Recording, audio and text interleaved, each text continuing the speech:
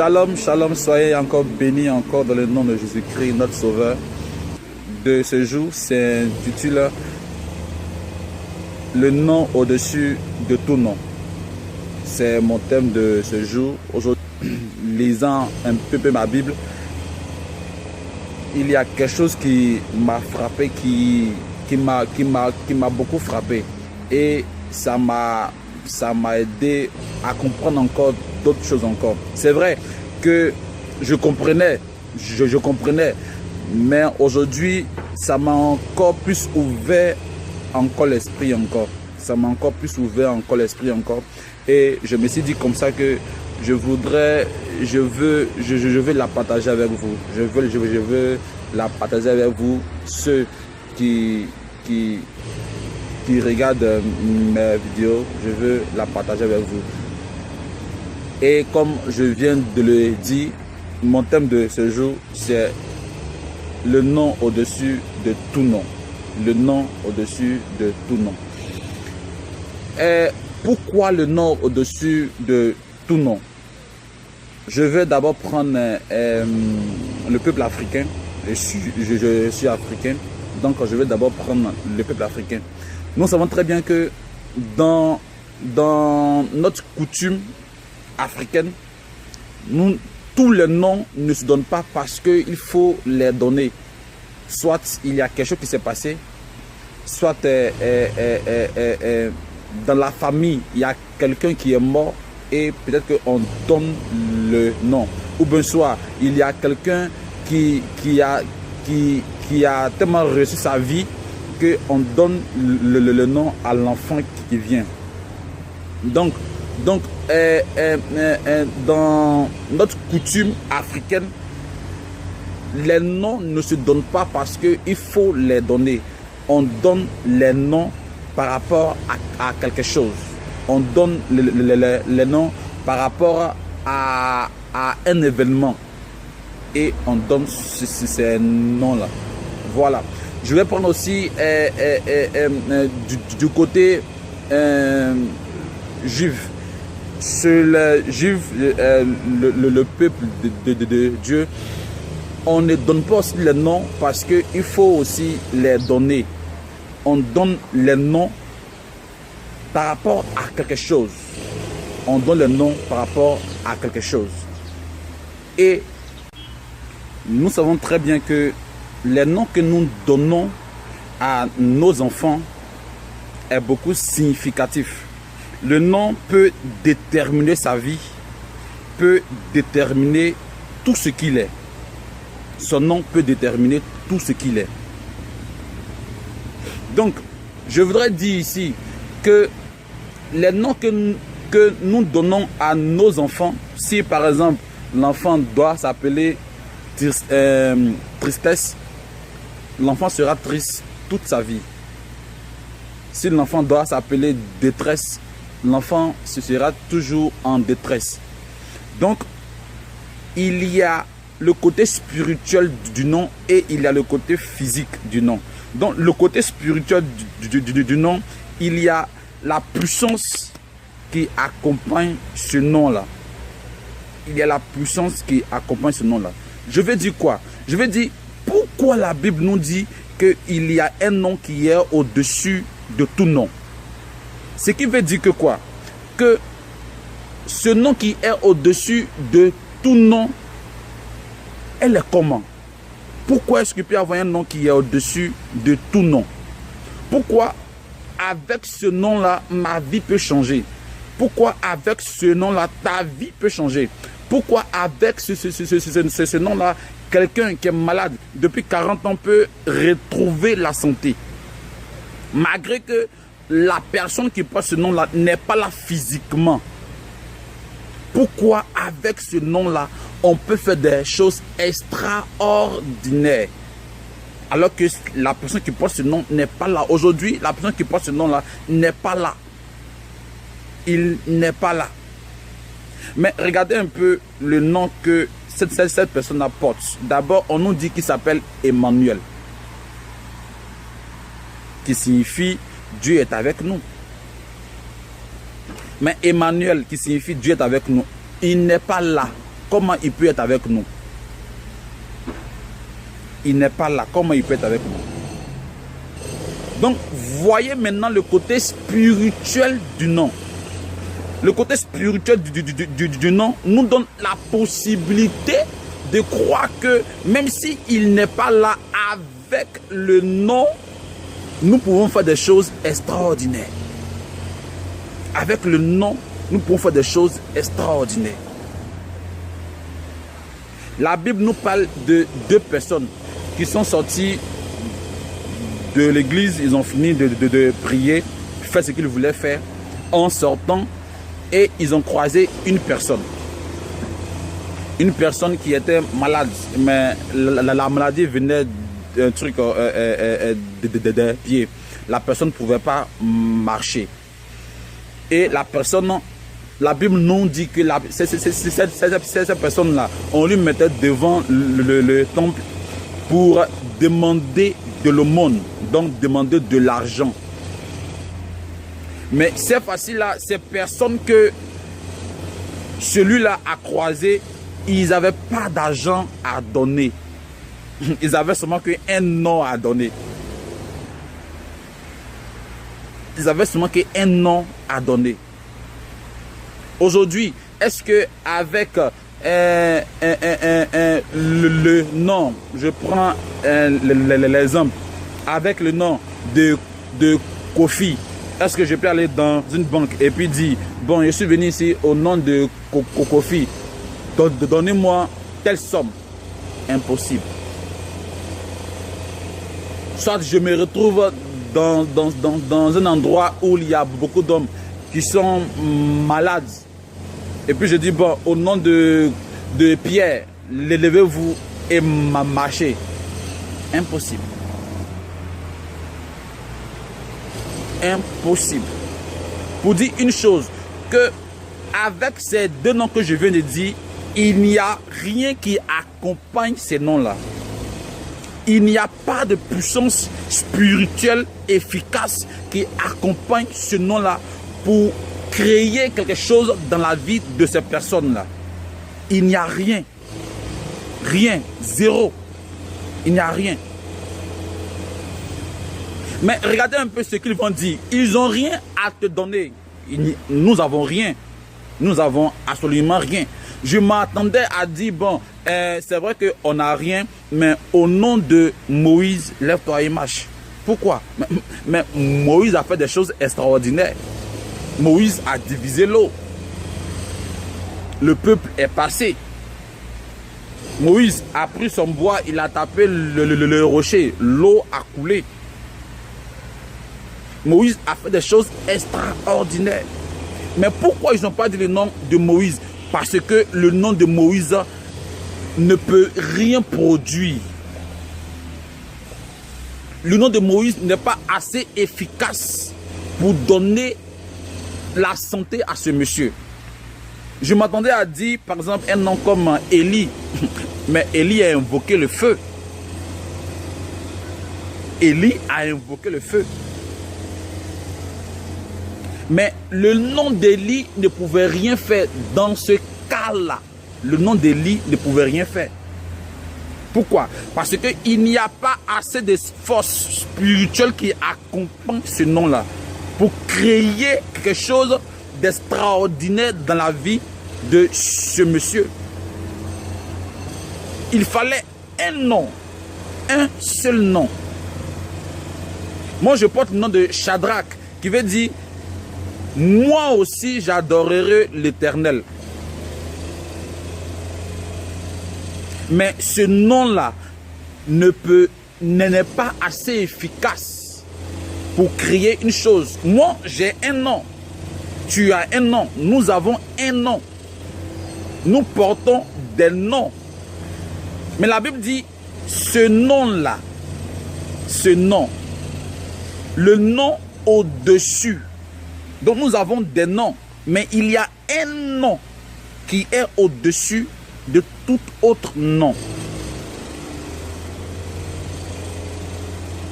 Donc le nom de Jésus étant pas là, Jésus n'est pas là, Mais son nom encore fait des choses extraordinaires. Pourquoi Jésus peut faire des choses extraordinaires pendant qu'il n'est pas là? Parce que son nom est égal à lui. Son nom est égal à lui. Son nom est égal à lui. La Bible nous dit que au nom de Jésus, nous avons toutes choses. Dans le nom de Jésus, nous avons toutes choses. Il dit à mon nom. Le nom de Jésus est la clé à toutes choses que nous demandons. Le nom de Jésus est la clé à toutes choses que nous demandons.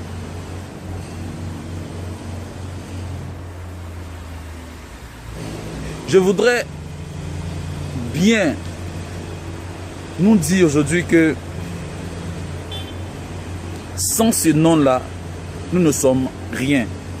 Je ne sais pas si nous nous comprenons, mais imaginez une chose.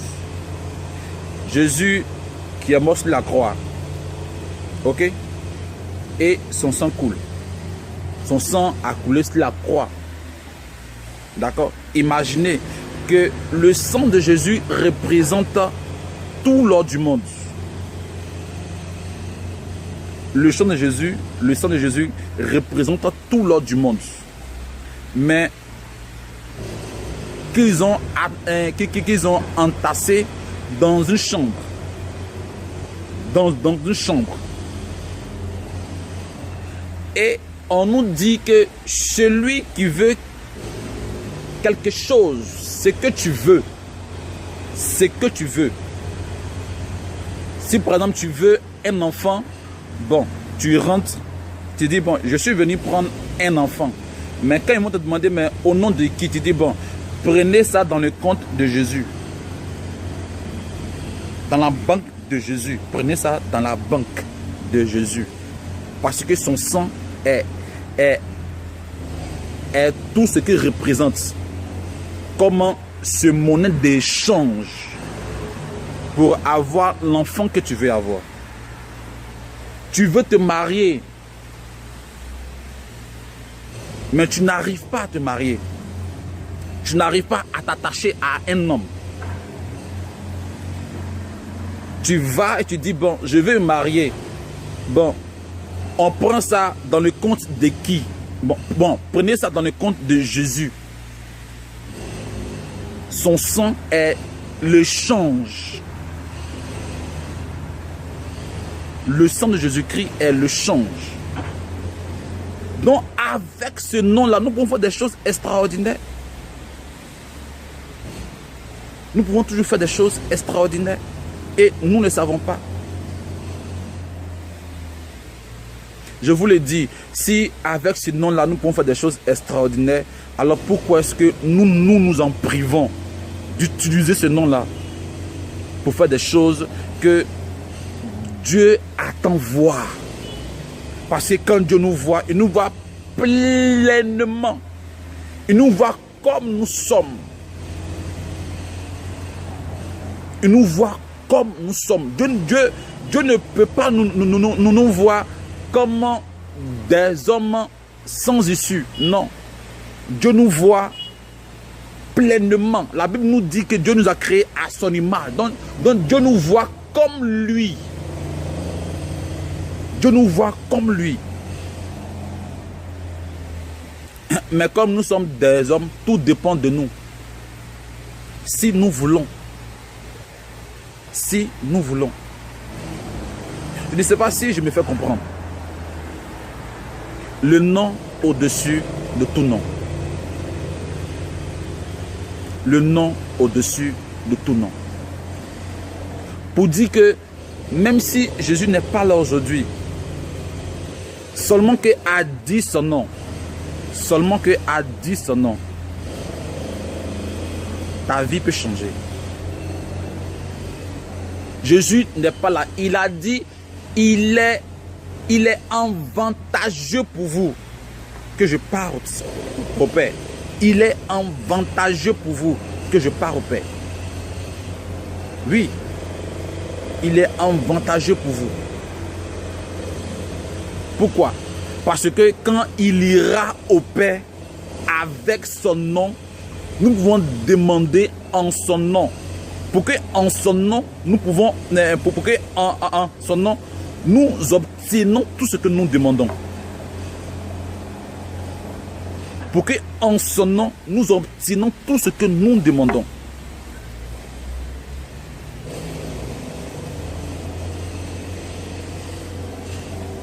Ta vie peut être comme tu veux. Ta vie peut être comme ça. Mais moi, je souffre qui vous parle aujourd'hui. Peut-être que moi qui vous parle aujourd'hui, peut-être que ma vie est plus compliquée que certains d'entre vous ici. Mais je tiens. Pourquoi? Parce que j'ai l'assurance, comme pouvait dire la chanson, j'ai l'assurance qu'avec ce nom-là, ma vie peut changer. Donc, l'espérance aussi compte. Avec le nom de Jésus, c'est l'espérance. Il faut croire et espérer. Le nom au-dessus de tout nom. Le nom au-dessus de tout nom. La Bible nous dit que tout pouvoir l'a été donné. On n'a pas dit quelques pouvoirs, on dit tout pouvoir l'a été donné. Est-ce que vous savez que quand vous demandez quelque chose dans le nom de Jésus, je prends un exemple. Je peux dire à Dieu, bon, je veux une femme. Je demande une femme. Je rentre dans ma chambre, je dis, bon, je demande une femme. Je veux me marier. Mais je le demande dans le nom de Jésus. Vous savez ce qui se passe? Ce n'est pas ma voix que l'atmosphère entend. La Bible nous dit que ce n'est pas ma voix. Pourquoi? Parce qu'il y a quelqu'un en moi. Donc, ce n'est pas moi qui prie. Ce n'est pas moi qui demande. Mais c'est celui qui est en moi qui met les paroles dans ma bouche pour parler. Remarquez une chose, mais souvent aussi, quand on nous demande de prier, par exemple, tout ce qui sort de ma bouche, tout ce qui sort de ta bouche ne vient plus de toi. Mais tout ce qui sort de ta bouche est inspiré par celui qui est en toi. Donc en ce moment, je peux dire que ce n'est plus toi qui parles, mais c'est celui qui est en toi qui parle. Et celui qui est en toi est Jésus de Nazareth. Donc tu parles en son nom et tu demandes en son nom. Mais pourquoi est-ce que je ne vais pas recevoir en son nom? Si celui qui est en toi met les paroles dans ta bouche pour parler, pourquoi est-ce que tu ne veux pas recevoir cela dans le nom de celui que tu as demandé? Tout vous sera donné à mon nom. Votre corps n'est plus à vous, mais elle appartient au Saint-Esprit. Celui qui est en vous est le Saint-Esprit. Est l'image de Jésus. Troisième image de Jésus.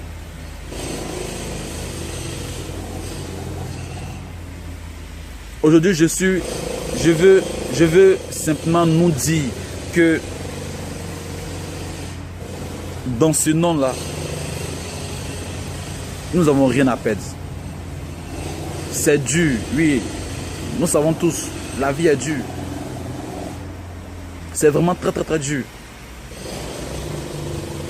Et c'est quand même, tu veux même t'accrocher, même que ça devient encore plus dur. Ça devient encore plus dur. Quand tu veux t'accrocher, c'est encore plus dur. Tous ceux qu'aujourd'hui nous voyons qui sont connus, qui prêchent, qui sont connus, est-ce que vous savez ce qu'ils ont vécu? Vous savez ce qu'ils ont vécu? Prenez un gars comme Élie. Est-ce que tu sais ce qu'il a vécu avant d'arriver là?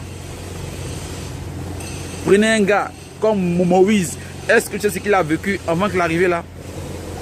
Prenez un gars comme Paul. Est-ce que vous savez ce qu'il a vécu avant d'arriver là? C'est dur. Mais je viens vous dire que nous avons un nom qui est au-dessus de tout nom. En ce nom-là, nous pouvons faire des choses extraordinaires. En ce nom-là, nous pouvons faire des choses extraordinaires. Je vais mettre tous les versets qu'il faut sur l'écran pour que chacun de nous puisse voir si ces versets-là, pour voir si ce que je dis va avec le message que je viens de lui livrer. Donc, je vous demande une chose. Ne lâchez jamais la main de Jésus. Ne lâchez jamais la main de Jésus. Moi qui vous parle aujourd'hui, je sais ce que Dieu a fait pour moi. Je ne pensais même pas que je peux être là aujourd'hui. C'est pas tout on dit. Je ne pensais même pas que je peux être là aujourd'hui. Ce n'est pas pour me montrer, non. Mais demandez un peu à ma famille, pour ceux qui connaissent un peu ma famille, demandez un peu à ma famille qui est Shadrach. Mais aujourd'hui, je ne peux pas laisser la main de Jésus parce que je suis condamné à attraper la main de Jésus. Même si souvent, il arrive que nous tombons. Mais c'est quand tu tombes que tu dois être encore plus fort. C'est quand tu tombes que tu dois être encore plus fort. Voici le message que je voudrais vous livrer aujourd'hui. Peut-être que vous savez déjà. Mais je viens encore vous demander encore de ne pas laisser la main de Jésus. Attraper la main de Jésus. Continuez avec lui. Tous ceux qui ont suivi Jésus avec les cœurs, je dis bien avec les cœurs, ils ne ont pas regretté. Jusqu'à ce que tu meurs, tu ne peux pas regretter. Mon frère, ma soeur, tu ne peux pas regretter. Tu ne peux pas regretter. Voici un peu le message que je voudrais vous livrer aujourd'hui. Le nom de Jésus est le nom au-dessus de tous les noms. Le nom de Jésus est le nom au-dessus de tous les noms. D'ici là, soyez bénis et que Dieu vous protège. Dans le nom de Jésus, j'ai prié. Amen. Bye bye.